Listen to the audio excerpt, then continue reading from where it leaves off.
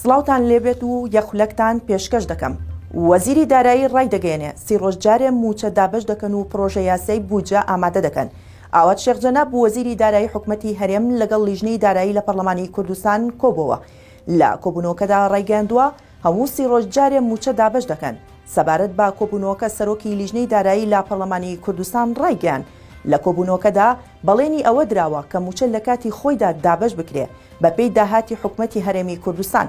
سەرۆکی لیژنەی دارایی پەرلەمان ئاماژی بۆدا کە لەگەڵ وەزیری دارایی گفتوگۆیان لەبارەی دواگۆڕانکاریەکانی نێوان هەرێمی کوردستان و عێراق کردەوە لەسەر پرۆژە یاسای بودجە و پشکی کورد.